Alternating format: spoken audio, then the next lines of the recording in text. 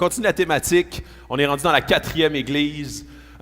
Et pour ceux qui n'ont pas été là durant les dernières semaines, dans le fond, on fait une série en ce moment sur les 7 églises de l'Apocalypse. Dans le fond, cette série-là est vraiment adressée à l'Église, donc aux gens qui sont dans l'Église. Alors, c'est pas une série qui, disons, est une série particulièrement adressée aux gens qui ne connaissent pas Jésus. C'est vraiment les gens qui se disent chrétiens. Et c'est drôle parce qu'au Québec, la majorité des Québécois, en fait 75% des Québécois, se disent chrétiens. Et c'est paradoxal parce que la majorité des Québécois, quand on vient à savoir, parce qu'on leur demande pourquoi est-ce que tu te dis chrétien, la majorité disent « j'ai été baptisé » ou « je suis catholique ». Non pratiquant, c'est la réponse qu'on obtient le plus souvent. Et puis dans le fond, ces lettres-là ou ces 7 églises-là qui sont adressées, sont vraiment adressées pour toute l'Église de Jésus-Christ, mais vous allez voir que dans les 3 dernières semaines, ce qu'on a vu que comment est-ce que Jésus voit clair. Jésus, c'est pas, souvent on a dans notre image comme quoi Jésus, c'est comme quelqu'un qui est venu sur la terre, et son message est encourageant, son message c'est un message d'amour, sauf que Jésus niaise pas avec son Église.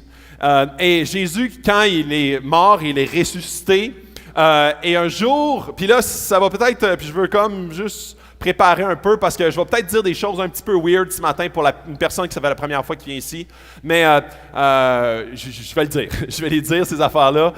On croit ici que Jésus va revenir un jour. Donc, ce n'est pas juste des belles valeurs. Ce n'est pas juste des éléments qu'on met de l'avant puis on est comme « Ah, ça l'aide à rendre ma vie plus facile, plus saine. » C'est pas juste ça, être chrétien. Et vous allez voir comment est-ce que aujourd'hui, le texte qu'on va aborder, c'est l'église de Thyatire, une église en Turquie, dans l'Antiquité, où est-ce que Jésus adresse une dynamique très particulière. Et ce matin, je vais parler, dans le fond, on va lire ce passage-là, vous allez voir de quoi il en retourne. C'est un passage difficile, un passage dur. Et là, je vous invite à attendre avant de sortir, avant que j'aille terminer le discours au complet. Vous allez voir comment est-ce que ce n'est pas un message qui est un message de culpabilité, de honte. C'est un message qui attire vers l'espoir, qui attire vers l'encouragement et surtout vers l'exhortation. Alors, c'est ce que je vais aborder aujourd'hui. Et la thématique d'aujourd'hui, je vais vous montrer une citation qui est fort intéressante, qui vient de G.K. Chesterton, qui est un prédicateur des années, d'il y a quasi 100 ans maintenant, qui dit, et ça fait mal entendre, surtout dans notre société postmoderne, la tolérance est la vertu de l'homme sans conviction. La tolérance. La tolérance, c'est une vertu qui est universellement acceptée dans notre société et universellement rejetée lorsqu'on parle d'intolérance.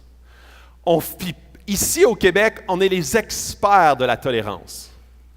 Et ce matin, mon message au complet, la semaine passée, on a parlé beaucoup de compromis. Cette semaine, on va parler de tolérance. Alors, qui est 2 thématiques qui se côtoient, qui se chevauchent même sur certains aspects. C'est vraiment la partie 2 de la semaine dernière. Et vous allez voir de quelle façon la tolérance tue l'Église. Et je vais expliquer c'est quoi la tolérance et ce que ce n'est pas la tolérance.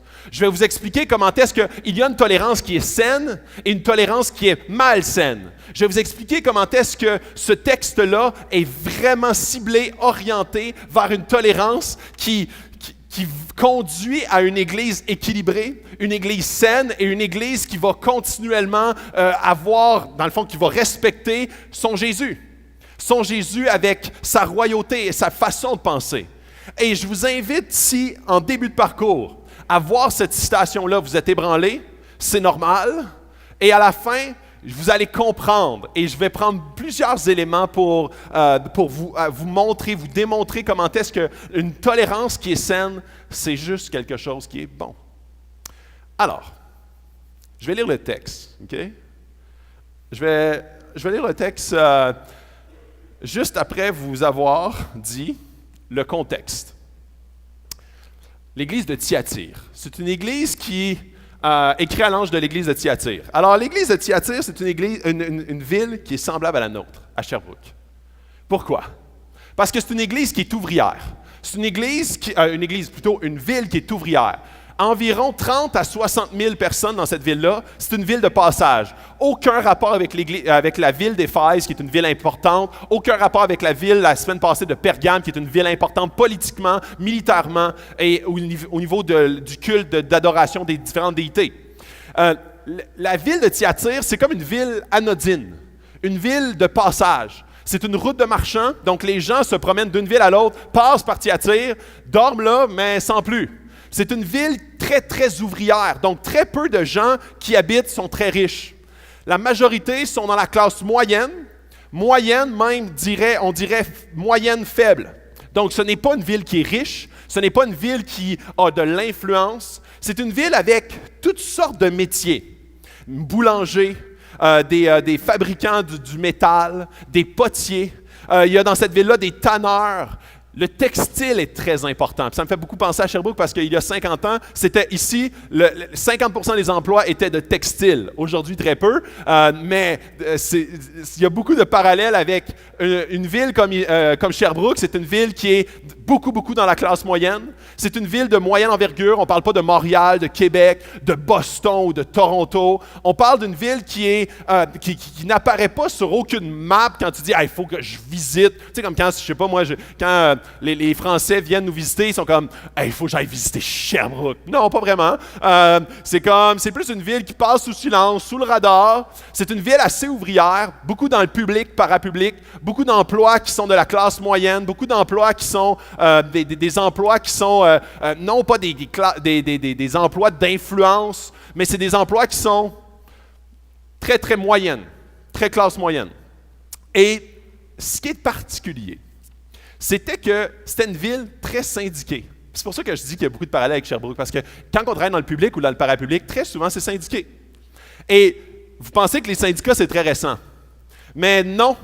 Dans ce temps-là, ils appelaient ça des associations. En anglais, on dit des guilds. Ça se traduit mal. C'est comme une corporation, une association. Donc, il y avait l'association des boulangers de la ville de Thyatire. Il y avait l'association des tanneurs de peau de la ville de Thyatire. Donc, il y avait beaucoup d'associations dans cette place-là parce qu'il n'y avait pas de filet social. Il n'y avait pas d'aide sociale, il n'y avait pas comme de carte d'assurance maladie. Donc, souvent, l'association, quand tu participais à l'association, quand tu en faisais partie, il y avait une cotisation. L'association prenait soin de toi quand il se passait quelque chose d'extraordinaire. Donc, c'est pas d'hier, les syndicats, c'est pas d'hier, justement, une association, un ordre professionnel. C'était quasi le même concept. Alors, Thyatire, puis je vais vous montrer un peu à quoi ressemble cette ville-là. Thyatire, c'était juste en dessous de Pergame qu'on a adressé la semaine dernière. Thyatire, c'est une ville qui ressemblait à celle-ci. Donc, une ville au pied d'un mont. Je pense qu'il s'appelle le mont Bellevue, je pense, là en haut. C'est pas vrai. Donc, c'est une ville, même au niveau militaire, c'était pas une ville très, très fortifiée parce qu'il n'y avait rien à prendre là. La semaine passée, Pergame, c'était l'inverse. Dans le fond, dans les différentes conquêtes, il y avait, je suis presque sûr de ce que j'avance, là, c'est le nom là, que je ne suis pas sûr. Je crois que c'est Alexandre le Grand, mais en tout cas, un grand combattant avait déversé ou avait mis en sécurité tout son trésor d'or, des milliers de pièces d'or à Pergame, parce que Pergame était une ville fortifiée au-dessus d'une montagne. Ici, jamais de la vie. C'est en bas de la montagne, peu fortifié, peu riche, pas de grosses structures administratives, d'hôtels de ville incroyables ou d'endroits politiquement reconnus. C'est une ville comme les autres. Alors, et ça ici, le culte principal dans cette ville-là était le culte d'Apollo. Apollo, ça c'est un de ses temples. Dans cette ville-là, je n'ai pas retrouvé de reconstitution vidéo comme la semaine dernière, mais ça, c'est le temple d'Apollo. Et Apollo était la principale déité. Apollo, ce n'est pas un dieu supposons, un dieu du travail ou un dieu de la fertilité. Apollo, c'était un dieu c'était le fils de Zeus. Et Apollo était une déité qui prônait l'art, qui prônait la virilité masculine, la beauté masculine. C'était un dieu qui était assez large dans les domaines qu'il chapeautait, je vais le dire comme ça.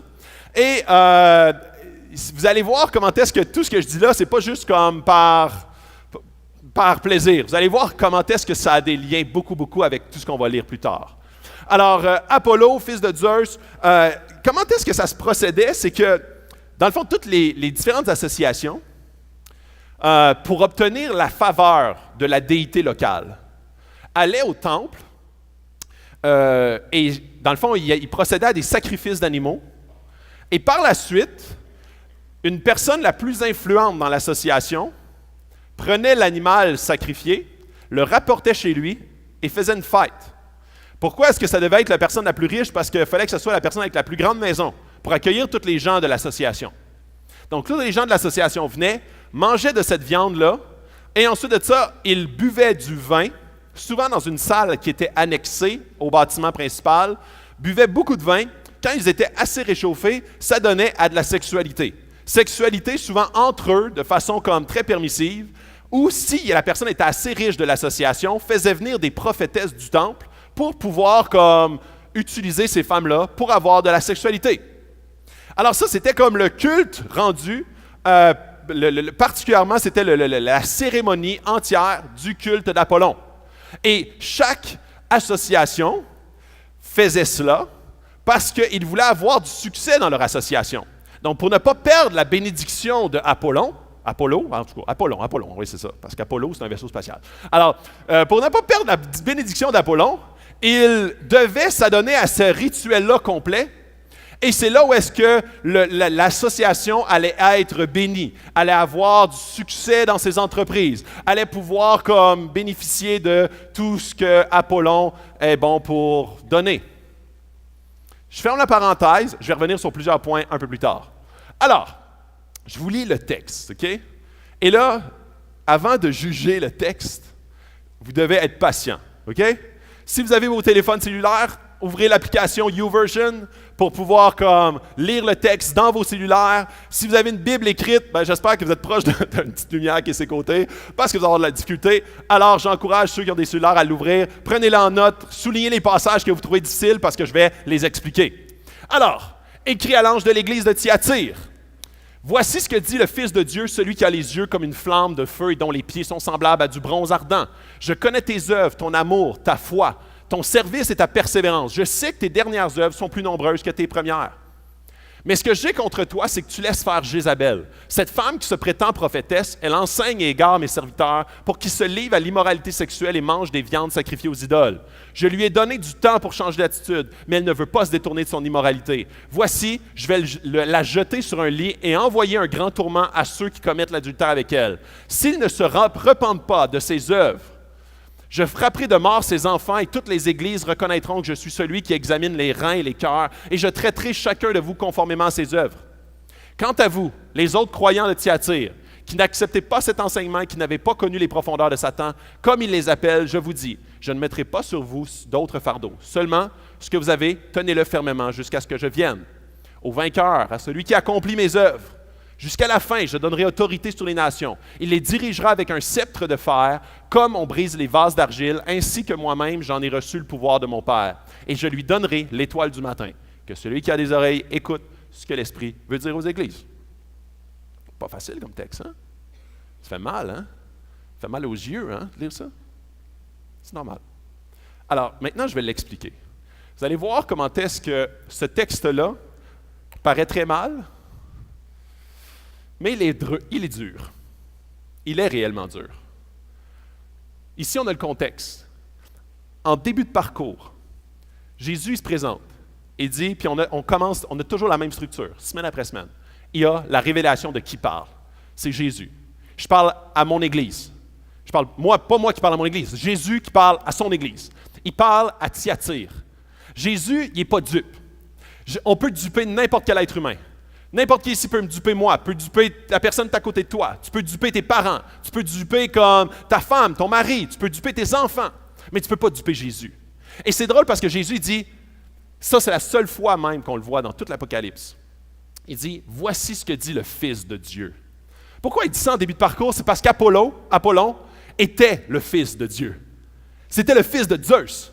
Zeus était le grand Dieu. Apollon, c'est son fils. Puis Jésus dit, non, c'est moi le Fils de Dieu.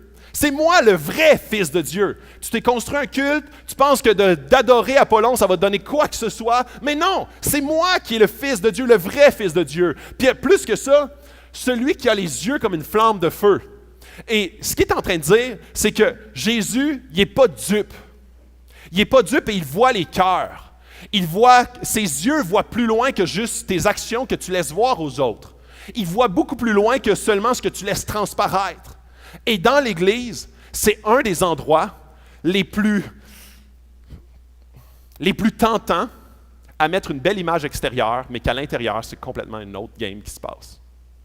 C'est l'endroit où est-ce qu'on est même conditionné à bâtir une image extérieure avec un intérieur qui pourrit. Et même, on peut avoir une excellente réputation ici à l'Église. On peut avoir des amis qui pensent qu'on est vraiment au top. On a des amis qui pensent qu'on est très moral. On a des amis qui pensent qu'on n'a aucune lutte. On a des amis, des parents, tous les gens autour de nous. On peut avoir une vie secrète et que personne ne sait sauf moi, sauf nous, et que les gens autour qui nous côtoient ne se rendent pas compte, mais Jésus lui voit. Et plus que ça, et dont les pieds sont semblables à du bronze ardent. Le bronze dans cette ville-là était très important parce que c'était un des principaux fabricants d'armes en bronze de toute la Turquie. Et quand il dit, le bronze est très, très associé dans ce temps-là aux armes. Aux armes, et Jésus est en train de dire, je ne suis pas comme bonasse. Tu ne peux pas me gourer, moi. Tu sais.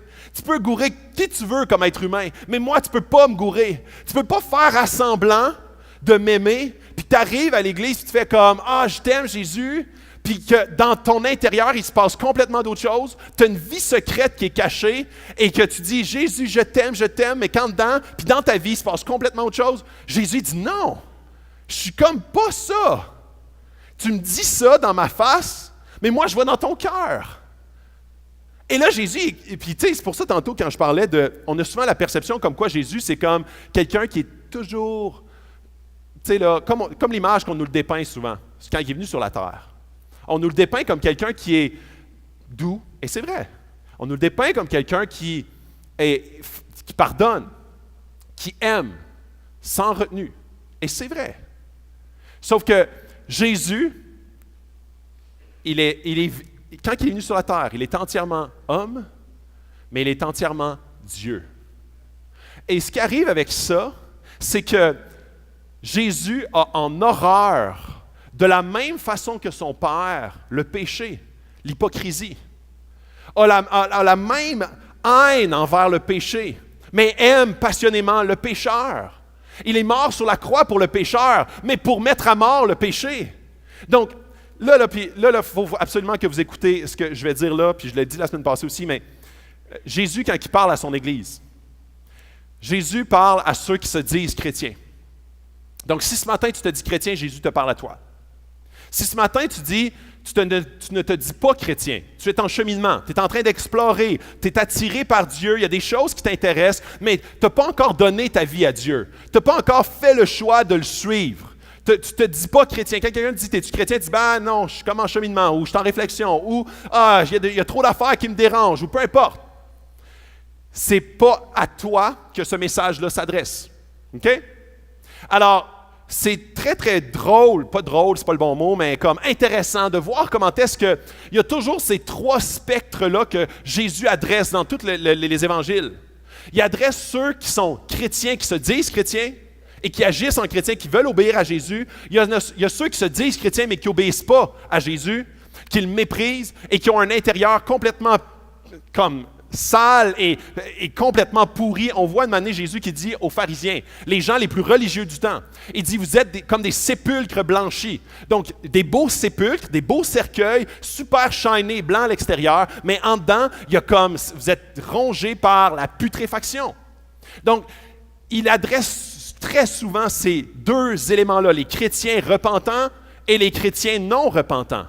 Et après ça, il y a comme la troisième clientèle qui est ceux qui ne connaissent pas Jésus, ceux qui n'ont pas la foi en Jésus. Et Jésus est comme, venez à moi, vous tous qui êtes fatigués, je vais vous donner du repos. Il n'est pas en train de dire, comme, je vais transformer ta vie avant que tu me rencontres. Non. Jésus, ce n'est pas une religion, c'est une relation.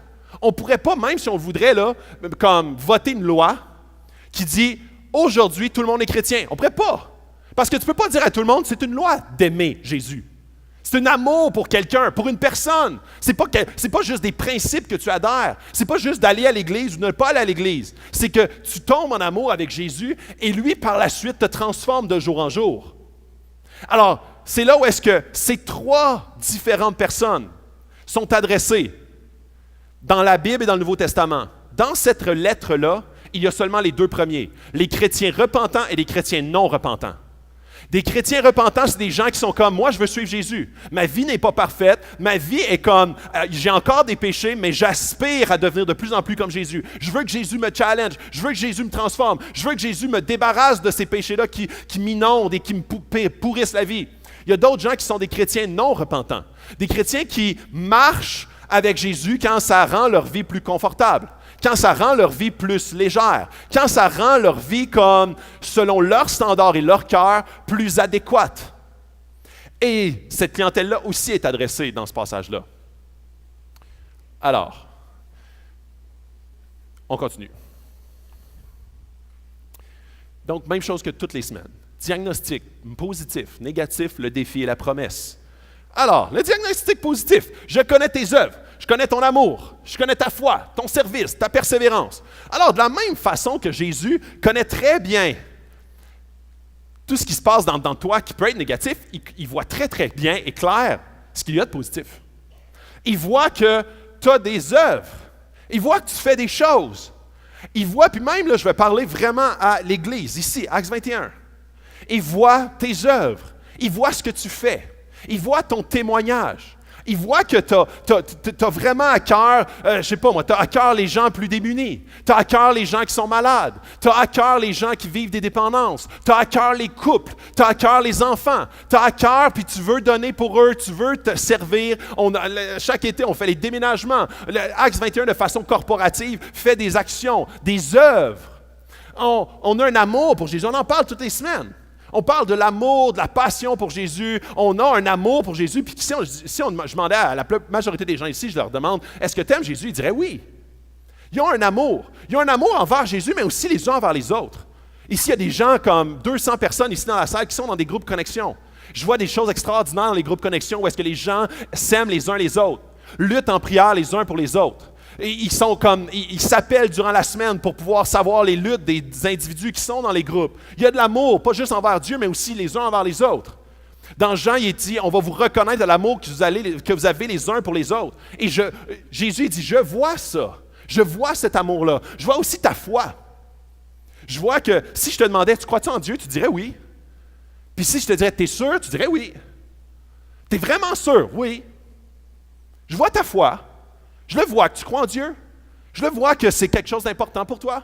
Je le vois que, malgré les doutes, malgré ce que la société nous bombarde, je vois que tu as une foi en moi. Je vois ton service et ta persévérance. Œuvre et service, œuvre, c'est souvent comme très général. C'est comme une bonne action. Ton service, c'est chaque semaine. Ton service. Ici, des fois, on l'appelle un ministère. Je vois que tu te pointes semaine après semaine après semaine. Je vois que tu es vraiment très souvent l'autre bord à Zone Enfant. J'ai un ami il s'embarque pour 8 semaines en ligne à Zone Enfant.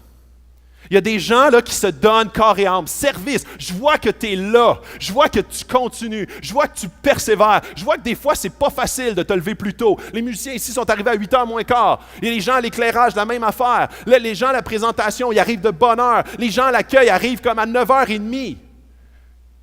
Et je vois ton service. Je vois que tu es là. Je vois que tu veux. Je vois que tu es persévérant. Ils voient le plus, là. Ils ne voient pas juste le moins. Et ici, il y a 100 personnes over là, qui s'impliquent chaque semaine. Et une chance qu'ils s'impliquent chaque semaine. C'est eux qui font vivre l'Église. C'est eux qui nous permettent de boire du bon café. C'est eux qui nous permettent d'ouvrir les portes. Il y a des gens à la sécurité, il y a des gens à la louange, il y a des gens à Zone Enfant qui s'occupent bien de nos enfants. Et ça, vraiment, je veux vous applaudir maintenant. Vraiment. Et sais-tu quoi? Jésus est avec moi ici, puis il dit, je vois ça de toi. Je le vois de toi, ça. Je sais que tes dernières œuvres sont plus nombreuses que tes premières. Je vois que tu grandis. Je vois que tu avances. Je vois que tu fais t'as plus de services, plus de ministères. Tu as un plus grand impact maintenant que tu avais dans le passé. Nice! Hey, c'est une belle église. OK. Et c'est assez intéressant parce qu'on voit comment est-ce que, tu sais, la première semaine, on a vu comme l'église d'Éphèse. Et l'église d'Éphèse, c'est une ville qui est doctrinalement très sévère, manque d'amour. Manque d'amour envers Dieu et manque d'amour envers les gens. Il était très comme la doctrine. Puis les autres, toi t'es pas, non, toi t'es out, toi t'es pas tout à fait. Il manquait d'amour envers Jésus et envers les gens. Thyatire, c'est l'inverse. C'est une église que j'appellerais Kumbaya. C'est une église qui est comme, la doctrine, c'est comme, tu sais, mais l'amour. On est des gens qui aiment, qui ont de la foi, qui ont du service et de la persévérance. On est là, on aime. Mais la doctrine, Et là, il arrive, il dit, mais ce que j'ai contre toi, ça c'est le diagnostic négatif. Mais ce que j'ai contre toi, c'est que tu laisses faire Jézabel, cette femme qui se prétend prophétesse. Elle enseigne et égare mes serviteurs pour qu'ils se livrent à l'immoralité sexuelle et mangent des viandes sacrifiées aux idoles. Et là, c'est important de comprendre que Jézabel, c'est une femme qui a vraiment existé, pas dans l'Apocalypse, mais qui a existé dans l'Ancien Testament. On la voit dans 1-2 Rois. C'est une femme qui, puis je vais vous raconter, la semaine passée, vous vous en souvenez, j'ai raconté l'histoire de Balaam. Où est-ce que Balaam était mentionné? Ici, c'est Jézabel qui est mentionnée. Jézabel, c'était une femme qui s'est mariée avec un roi, Akab. Akab, c'est un mauvais roi. Mais elle s'est mariée avec, et c'était une femme qui venait d'un autre pays, et elle arrive dans son mariage avec Akab, et en début de parcours, elle dit à Akab, « Moi, je veux amener avec moi l'adoration de mes dieux. » Alors, elle met en place, en début de parcours, le culte de Baal et d'Astarté. 2 dieux avec 400 prophètes pour un et 200 prophètes pour l'autre. Alors, une grosse structure d'adoration. Et éventuellement, en début de parcours, les 2 cultes, celui de Dieu, celui de Baal et Astarté, cohabitaient. Et éventuellement, elle a fait mettre à mort tous les prophètes de Dieu pour qu'il y ait seulement les prophètes de Baal et d'Astarté. Et éventuellement, elle a fait tuer tous les prophètes. Elle a mené la vie extrêmement difficile au peuple d'Israël qui voulait rester fidèle à Dieu. Éventuellement, le peuple d'Israël sont devenus comme des adorateurs de Baal et d'Astarté, qui a fait en sorte d'amener le peuple loin, loin, loin de Dieu. Et là, ce que Jésus dit à son Église, il dit, tu laisses faire Jézabel. Donc, quand on parle de Jézabel, ce n'est pas une femme qui s'appelait Jézabel qui faisait ça. C'est l'esprit de Jézabel. C'est la façon de procéder de Jézabel. C'est une femme qui avait du pouvoir politiquement, militairement et financier. C'est une femme qui... Puis quand je dis une femme, c'est pas une femme de sexe féminin. C'est les mêmes caractéristiques que Jézabel, mais qui œuvrent dans l'Église. Donc ça peut être un homme, une femme, ça peut être des hommes, des femmes, et qui rentrent et qui son désir, c'est... puis on dit qu'elle a un rôle de prophétesse. Alors, cette prophétesse, elle enseigne et égare mes serviteurs. Et souvent, on a tendance à penser que l'enseignement se fait sur le stage. Mais il y en a bien plus que sur le stage qui se fait. Il y a dans les groupes connexion, il se fait de l'enseignement. Dans une discussion avec un ami, il se fait de l'enseignement. L'enseignement, c'est quelque chose qui n'est pas juste donné à une personne, mais qui est donné à beaucoup de personnes qui ont ce don spirituel-là. Et dans l'Église, même si tu n'as pas ce don spirituel-là, tu peux également enseigner d'autres. Comme justement, quand Jésus dit « Faites de toutes les nations des disciples », il ne dit pas « Les pasteurs, faites de toutes les nations des disciples ». Non, il dit « Hey, l'Église, gang, church, faites de toutes les nations des disciples ». Fait que comment tu fais ça? Ben, t'enseignes les gens, tu sais, comme quelqu'un qui vient de se convertir, tu lui dis, OK, ben, on va lire la Bible ensemble, on va prier ensemble, on va comme avancer, on va apprendre comment est-ce que Dieu, qu'est-ce qu'il veut faire dans ta vie, c'est quoi les éléments qu'il veut adresser, c'est quoi les éléments pour devenir de plus en plus en amour avec Jésus, on va apprendre à connaître Jésus. Alors, l'enseignement, c'est quelque chose qui est très répandu dans l'Église. Sauf que, rappelez-vous tantôt, savez-vous quoi? Quand tu faisais partie d'une association et que tu ne participais pas au culte, proprement dit, tu étais kické out de l'association. Ce que ça voulait dire, ça, quand tu étais out de l'association, c'est que tu n'avais plus de travail. Quand tu n'avais plus de travail, il n'y avait pas de filet social. Fait que tu n'avais plus d'argent. Quand tu n'avais plus d'argent, qu'est-ce qui se passait? Tu ne mangeais plus. Qu'est-ce qui se passait quand tu ne mangeais plus? Tu crevais. Alors, c'était grave, là. C'était pas juste comme léger quand tu ne faisais pas ce culte-là. parce que automatiquement, l'association te voyait comme une menace. Et cette menace, il fallait l'éradiquer parce que sinon, toute l'association allait vivre les foudres d'Apollon. Allez, on va me tromper tout le long, OK? Fait que, si je dis Apollo, traduisez-le Apollon. Fait que, voyez comment est-ce que les gens dans l'Église souffraient de vivre une foi authentique. Et là, Jézabel arrive et elle se disait prophétesse. C'est quoi le rôle d'un prophète? C'est de parler dans le nom de Dieu. Et c'est d'arriver puis de dire comme Dieu m'a dit que. Et un faux prophète, c'est de dire Dieu m'a dit que, et c'est pas Dieu qui te l'a dit, c'est toi qui te l'a dit. Parce que ça vient nourrir une idole collective. Alors, qu'est-ce que fait Jézabel? Elle dit, je suis une prophétesse. Et elle dit, Dieu m'a dit, t'es pas obligé, là. Regarde, on est au 21e siècle quand même. C'est archaïque, là, l'affaire là, du sexe puis tout, là, avant le mariage. Même le mariage, à quoi ça sert, là, vraiment, là? Ah, puis tu sais, ça, c'est des affaires de nos grands-parents, là. Aujourd'hui, on est au 21e siècle, on est moderne. C'est drôle parce que souvent, quand je dis Acts 21, puis je parle de ça à quelqu'un, n'importe qui là, que je rencontre, je dis Acts 21, c'est une église, tu sais, comme on va être axé vers le 21e siècle. Là, les gens ils sont comme ah, enfin! Puis là, je dis qu'est-ce que tu veux dire par enfin? Ben, une église qui s'adapte. Ben, qu'est-ce que tu veux dire qui s'adapte? Mais comme qui n'a plus ces vieilles valeurs-là, là, tu sais, comme mariage, puis sexe, puis toutes ces affaires-là, là, désuet. Là, je dis non, on croit dans la même Bible, dans le même Jésus, dans le même Dieu. Puis là, il y a une face qui s'allonge, comme OK. Mais c'est quoi qui est axé vers le 21e siècle de bord? Puis là, je dis, non, mais c'est la salle, c'est la façon de faire, c'est la musique, c'est la façon dont on communique, c'est d'avoir des illustrations ancrées dans la réalité d'aujourd'hui. Mais avec la même Bible, le même Dieu, parce que nos cœurs humains ne changent pas. Et c'est exactement ce qui se passe ici. Jézabel rentre dans l'Église et elle dit, non, wow. Ah, tu souffres, Église. Comme parce que tu ne veux pas faire ces cultes-là à Apollon, puis comme tu te forces, puis tu te fais kick out. Non, Jésus comprend, là. Jésus comprend, là, tu sais. On ne vit pas dans un milieu facile. On vit ici à Thyatire, il y a un contexte, fait qu'il va comprendre. Là, les gens sont comme, ah, Dieu t'a dit ça? Cool. Ah, OK. Ah, ben, ma conscience n'allait pas bien, mais là, elle va mieux. Et là, ce qui se passe, c'est que le culte commence. Et quand on dit mange les viandes sacrifiées aux idoles, c'est qu'ils se livrent littéralement au culte d'Apollon. Et ils entretiennent cela. Et ce qui va avec, c'est aussi l'immoralité sexuelle. C'est l'immoralité sexuelle. Et ensuite, on a comme tout cet aspect-là de comment est-ce que l'ennemi s'infiltre dans l'Église par des moyens qui sont culturellement acceptables et acceptés. Et éventuellement, on devient aussi comme permissif, qui finit que par tuer l'Église de par l'intérieur. Parce que l'Église ne se distingue plus en rien. Son vrai Dieu à l'Église ne devient plus Jésus, mais devient la pensée du monde. Ça commence par le compromis, la tolérance est très, très augmentée, et ça finit que, ben oui, Dieu va comprendre, on est au 21e siècle. Non! Parce que on a le même cœur qu'avant, et les mêmes éléments.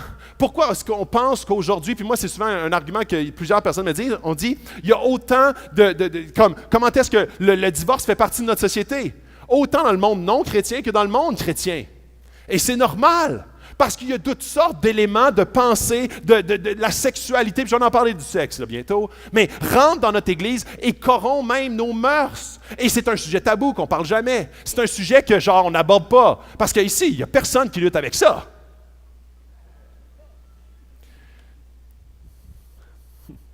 Je lui ai donné du temps, puis je vais revenir là-dessus, OK? J'étais sarcastique un peu. Je lui ai donné du temps pour changer d'attitude. Jésus est patient.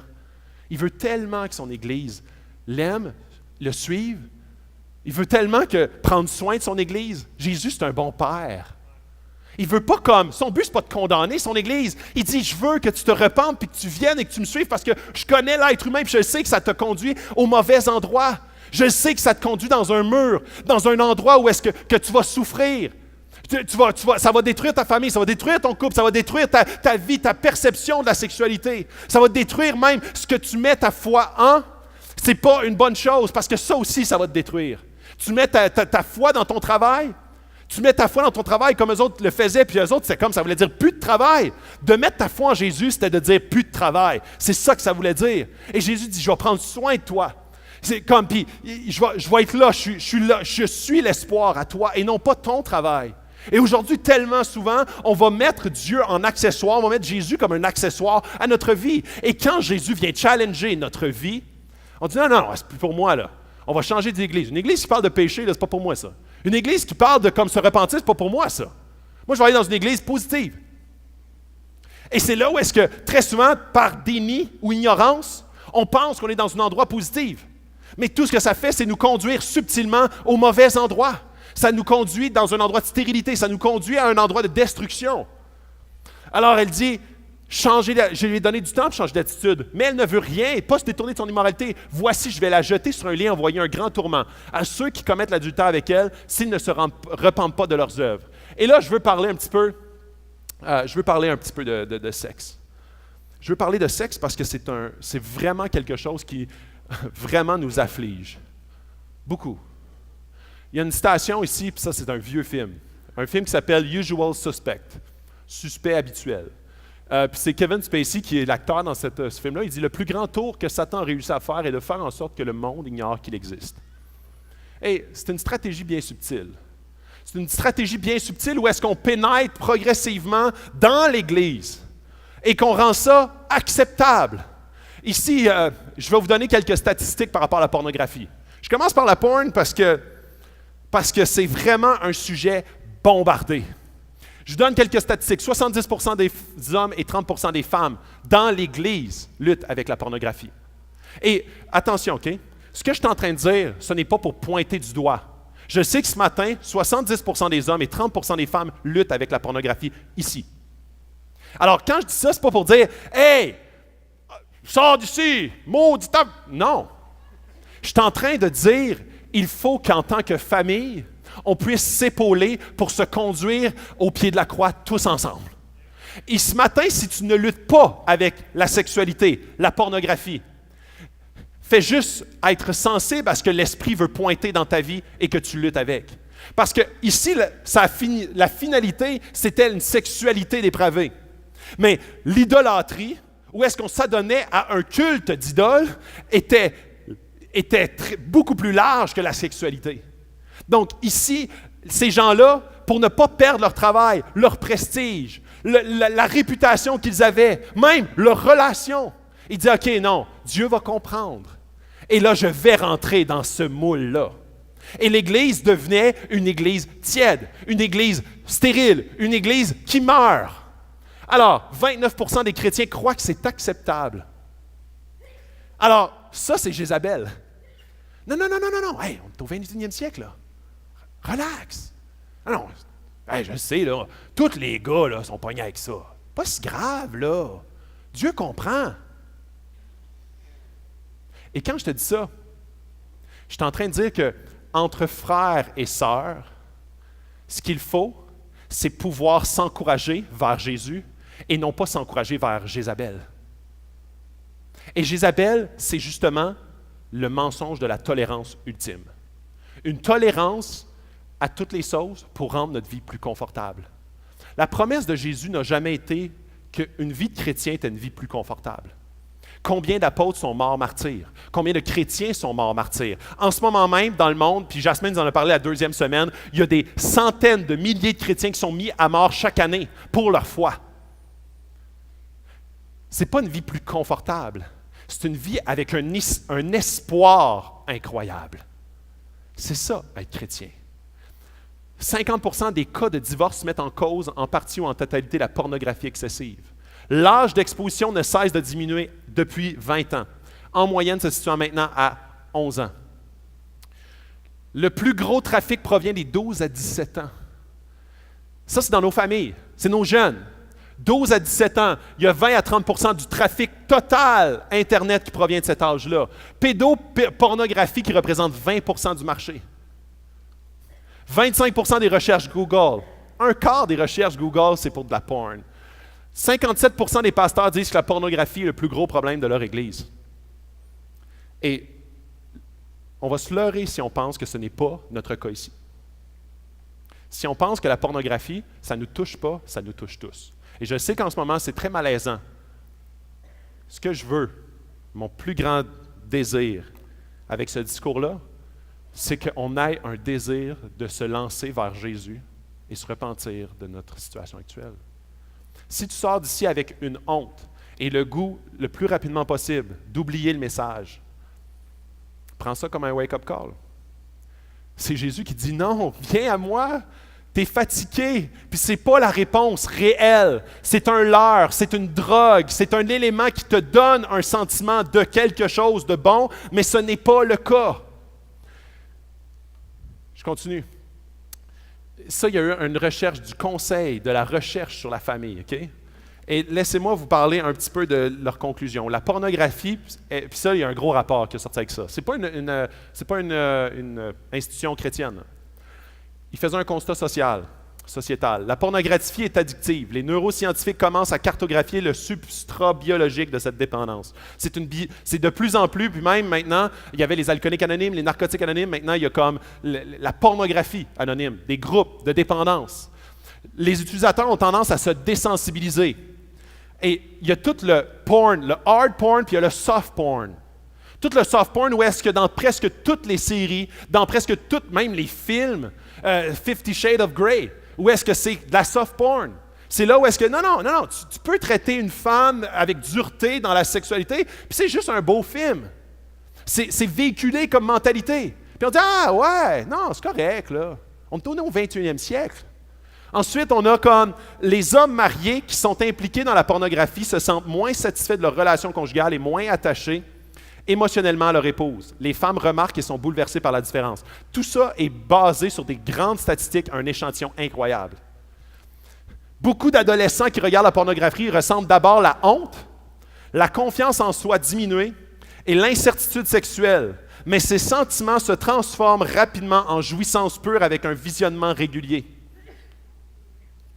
Les principales défenses contre la pornographie sont la vie de famille proche, un bon mariage et de bonnes relations entre parents et enfants, couple à un contrôle parental délibéré de l'utilisation d'Internet. Traditionnellement, le gouvernement a gardé un couvercle serré sur le trafic. Mais maintenant, c'est buffet all you can eat. Il y avait un article très récent sur, je l'ai un petit peu plus loin. Oh boy, ça se chevauche. C'était un article du New York Times.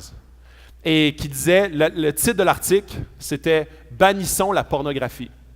Et cet article-là faisait référence à, dans le fond, vous perdez tout le haut, là, mais qui faisait référence à tout l'aspect, comment est-ce que la pornographie ne s'attaque pas à juste les prédateurs sexuels du type Harvey Weinstein. Je continue. Mais contre le genre très différent de personnalité masculine que l'éducation pornographique semble produire. C'est pas un chrétien, là.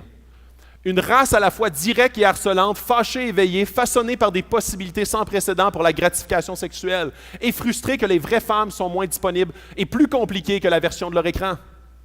Donc, si vous voulez de meilleurs hommes par tous les moyens, il y a toutes les raisons de considérer la pornographie omniprésente comme un obstacle et de soupçonner qu'entre la réalité virtuelle et les formes effrayantes de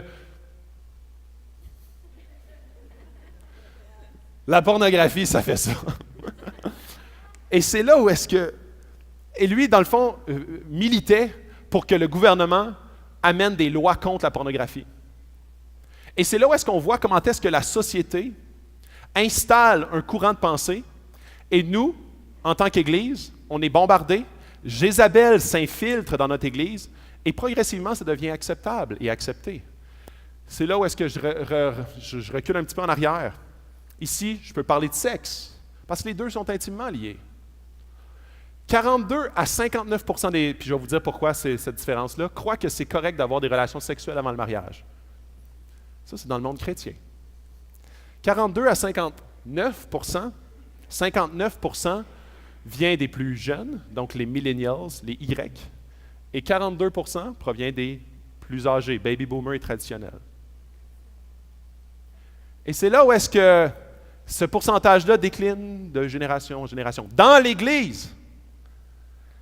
Et je sais qu'en ce moment, il y a peut-être des couples qui sont assis dans la salle, que oui, à Axe, on croit que le mariage, le sexe avant le mariage, c'est vraiment pas ce que Jésus désire pour toi.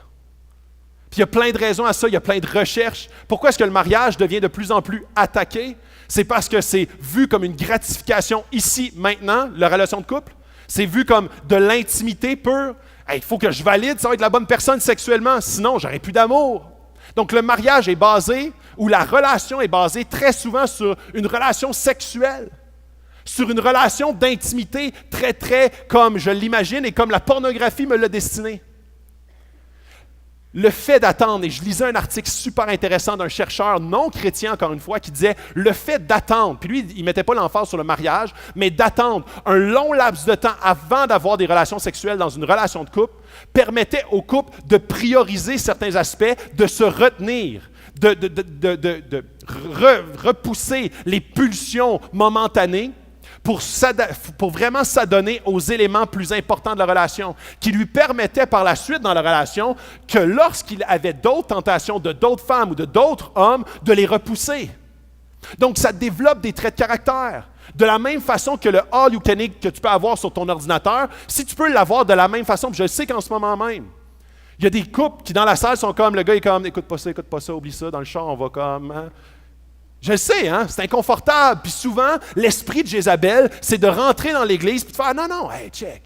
Ah, nos amis de couple, eux autres, ils font, puis eux autres aussi. Puis regarde, on est au 21e siècle, à ce temps, ça ne marche plus de même. Nos parents, c'était de même, mais plus. Non, c'est Jésus. C'est Jésus qui dit non. Si tu fais ça, tu es en train de te conduire à ta perte et tu fais confiance à ce que ton cœur te dit, non pas ce que je te dis. Et Jésus dit « Je suis un bon père pour toi. Je connais mieux ton cœur que toi-même. »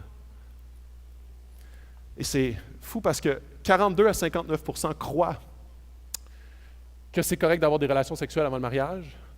Et quand on regarde combien de couples maintiennent ça, 1 sur 5, dans l'Église. Puis quand je dis ça, c'est une lutte. Et quand je dis ça, ce n'est surtout pas « Ah, tu as fait l'amour, ah ben, à quoi bon? » Non, c'est une lutte de tous les instants.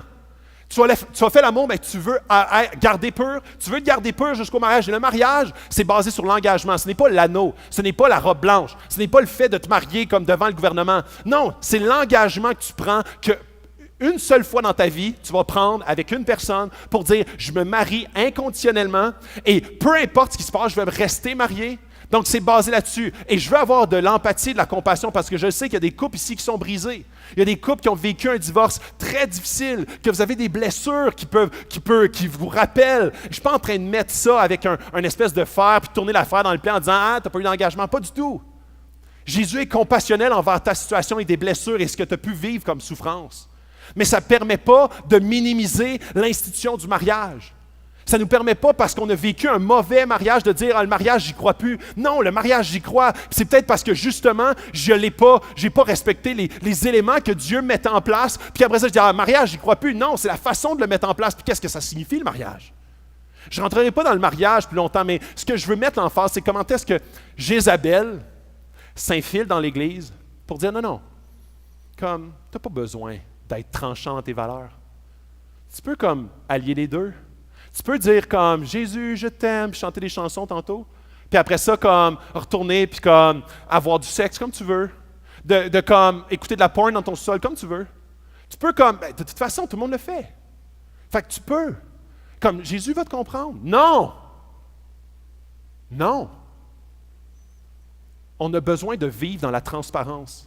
On a besoin de vivre dans l'authenticité, de se démasquer de nos péchés et de lutter ensemble, frères et sœurs, main dans la main, à dire « Jésus va avoir la victoire dans ma vie. Jésus va prendre la première place et non pas la 5, 6, 10e. » Et savez-vous ça? Non, pas de suite.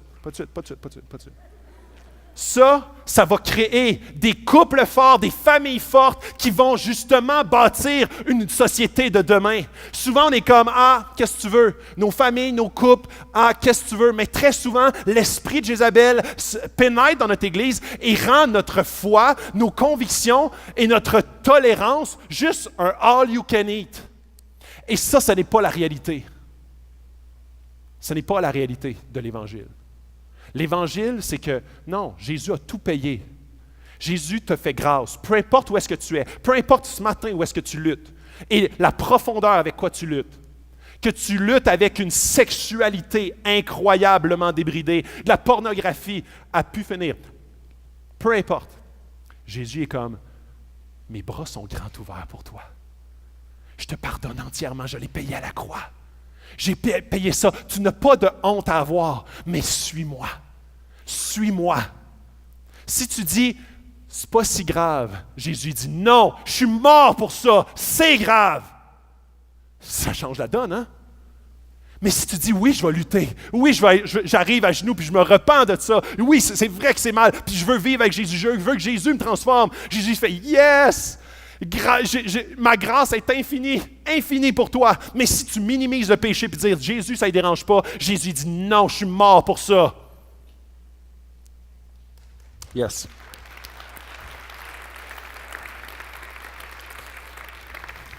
Dans Jacques 5, 16, ça dit, avouez donc vos fautes les uns aux autres et priez les uns pour les autres afin d'être guéris. La prière du juste agit avec une grande force. Mon rêve pour notre Église, c'est que nos péchés, on puisse se les confesser et qu'on prie les uns pour les autres pour que Jésus nous guérisse. Mon rêve, c'est que la pornographie, la sexualité dans nos couples qu'on vit avant le temps, les autres péchés que je ne mentionnerai pas ce matin, je vais mettre l'emphase davantage sur ça, tous les autres péchés, on ne vivra pas dans un dimanche aseptisé avec des beaux sourires de chrétiens, mais on va faire comme Jésus prend la place que tu dois prendre dans notre Église, dans ma vie, dans mon couple et dans ma famille. Et c'est là où est-ce que notre Église, de plus en plus, va vivre une victoire, va vivre que Jésus est notre maître et notre roi, il est au devant. Je vais inviter l'équipe de louange. Et là, regardez bien ça. Je frapperai de mort ces enfants et toutes les églises. Ce qu'il est en train de dire, il n'est pas en train de dire « je vais faire crever vos enfants ». Il est en train de dire exactement ce qui se passe. Tous tes enfants spirituels, ils vont mourir parce que leur foi ne veut plus rien dire. Ils croient dans quoi? Un Dieu bonasse, c'est pas moi. Un Dieu comme tolérant outrance, c'est pas moi. Un Dieu qui est bonasse, c'est pas moi. Ils vont croire dans un faux Dieu. Ils vont mourir spirituellement. Ils vont croire dans un Dieu qui n'est pas la réalité de qui je suis. Et c'est là où est-ce que, dans Romains, il est écrit qu'on va accepter certains éléments de Dieu en reniant ce qui en fait la force. Et Jésus dit, OK, les chrétiens repentants, yes, les chrétiens non repentants, non. Et Jésus n'est pas bonasse. Il voit exactement dans nos cœurs. Et ce matin, ce que je veux vous encourager, c'est d'avoir comme, pas en sortant d'ici, une honte, pas en sortant d'ici, un poids, mais avoir le goût d'en parler à quelqu'un, d'avoir le goût de confesser à Dieu et à quelqu'un, de vouloir lutter dans la prière, de vouloir justement avancer dans la sanctification. On est appelé en tant qu'Église, Acte 21, on est appelé en tant qu'Église à être une Église obéissante, à être une Église sanctifiée, à être une Église qui s'en va de plus en plus vers notre roi qui est Jésus, de plus en plus vers qu'est-ce qu'il veut pour notre Église, de la façon qu'il le veut, même si parfois on ne comprend pas et même si notre société va à contre-courant. Plutôt, c'est nous qui va à contre-courant de la société. Et je sais que c'est difficile. Ça peut vouloir dire dans ta vie que tu vas perdre ta job. Très rarement, mais pour certains, les pires. Pour d'autres, ça peut vouloir dire une perte de promotion. Ou est-ce que ton boss, il haït ça, lui, Dieu? Il a été exploité par l'Église, puis il est comme, tu crois en Dieu? Rapidement, il va faire, oh, ça, c'est pas fort, ça, c'est pas fort. T'es pas dû pour être un boss, toi. Tu vas peut-être perdre des relations. Tu vas peut-être perdre du respect de la part de tes propres parents ou de tes propres enfants ou de tes frères et sœurs qui vont faire, tu crois pas là-dedans, toi, pour vrai? Pas l'affaire archaïque, là, puis même l'affaire du sexe. Moi, souvent, je me fais poser la question, pas le sexe avant le mariage, là, pas cette affaire-là. Yes! Puis dire, yes, ça me coûte cher.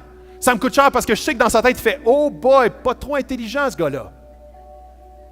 Parce que tout le monde sait qu'à cette heure, mariage, ça ne marche plus. Mariage ne veut plus rien dire. Et c'est là où est-ce que si je fais confiance à mon cœur, à mon propre jugement, et je ne fais pas confiance à ce que Dieu me dit, à qui Dieu est, c'est sûr et certain que Jézabel va prendre la place. Et Jézabel va m'amener complètement dans le champ. Et éventuellement, ça va mettre à mort ma foi parce que je ne crois plus dans le vrai Dieu. Et ça va mettre à mort la foi de mes enfants, pas juste mes enfants physiques, les enfants, les gens avec qui je suis en relation, tous les chrétiens autour. Tous les gens, l'impact que Acts peut avoir. Si on est une église molle, une église qui n'est pas selon les standards de Dieu, savez-vous quoi? De la même façon que la deuxième église, il va enlever notre chandelier. Il disait, je vais enlever votre impact que vous avez. C'est la même chose. Si on est une église qui ne représente pas ce que Dieu veut pour son église, on n'aura juste plus d'impact. On va être un groupuscule stérile qui vient ici pour se chanter Kumbaya ensemble, puis se regarder, puis se taper dans le dos, puis dire « Non, non, c'est pas grave, Dieu comprend. » C'est pas ça, l'Évangile. C'est pas ça que Dieu dit, puis c'est pas ça qui te mène au bonheur. C'est pas ça qui te mène au bonheur ultime. Et il finit le défi. Quant à vous, les autres croyants de Thyatire, qui n'acceptez pas cet enseignement et qui n'avez pas connu les profondeurs de Satan, comme il les appelle, je vous dis, je ne mettrai pas sur vous d'autres fardeaux, seulement ce que vous avez. Tenez-le fermement jusqu'à ce que je vienne. Si on ne croit pas dans le retour de Jésus, si on ne croit pas à une vie après la mort, si on croit qu'il y a juste une vie ici maintenant, c'est impossible que tu prennes une once de ce que j'ai dit ce matin. Si il n'y a pas de vie après la mort et que Jésus ne vient pas nous chercher, c'est clair que si c'est le cas, là, on est juste des cellules. Fait que si les cellules veulent se faire du plaisir ensemble, go for it. Si c'est ça, ça ne sert à rien d'y croire. Et c'est pour ça que, puis on ne prêche pas ça souvent à Acts, pas parce qu'on n'y croit pas, parce que ce n'est pas un sujet qu'on choisit souvent, le retour de Jésus. Mais savez-vous quoi? Il revient. Il revient, Jésus. Jésus va revenir. Et ça va être... Quand Jésus va revenir, ça va être glorieux ou terrifiant. Un ou l'autre.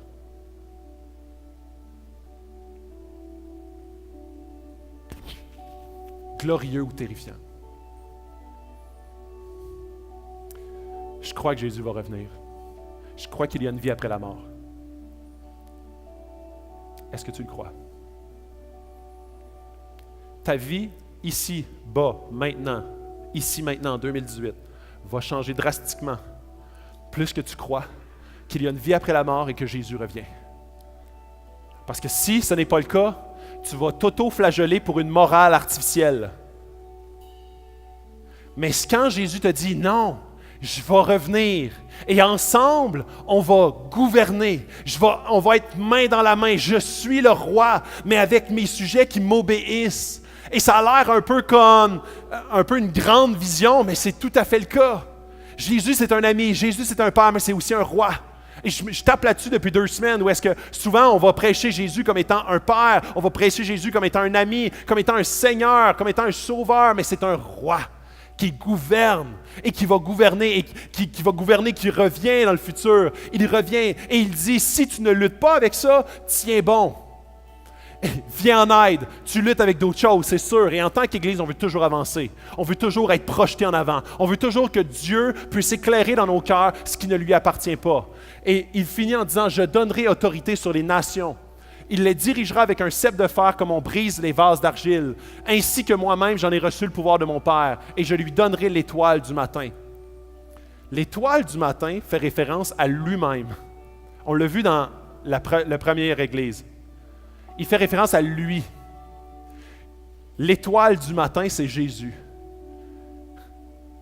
Tu vas m'avoir. C'est là où est-ce qu'il y a toujours cette tension-là, avec l'obéissance et la foi. On est sauvé par la foi, mais une foi qui n'a pas d'œuvre, c'est une foi qui est morte. Donc, tu n'as pas eu la vraie foi. Des œuvres sans la foi, c'est des œuvres qui sont mortes aussi, parce que tu le fais par religion. Donc oui, on est sauvé par la foi, mais une foi qui est vivante va amener des œuvres. Donc s'il n'y a pas d'œuvres dans ta vie, questionne-toi sur ta foi.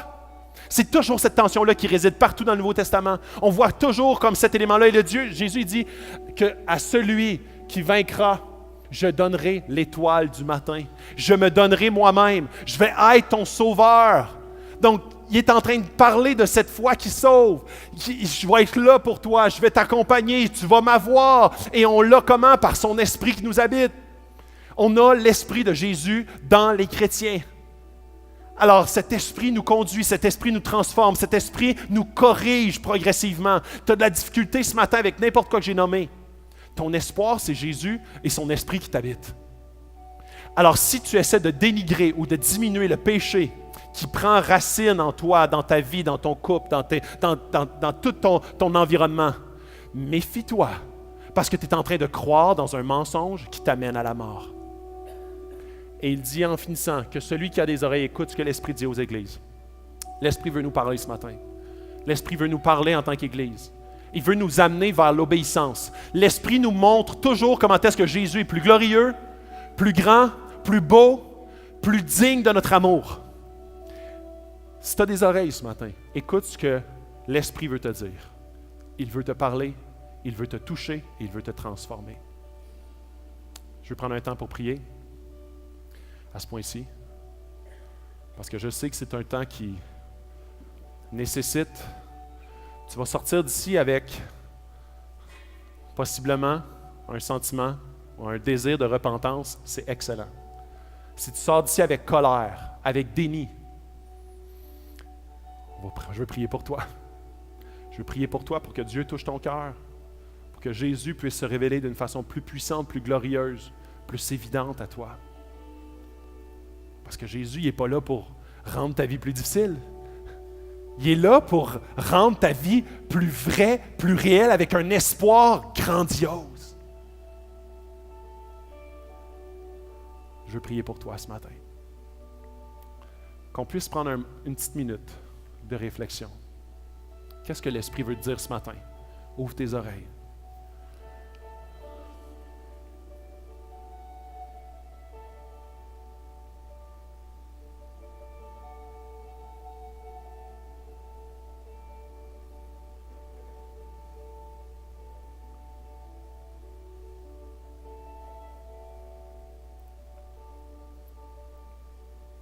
Jésus.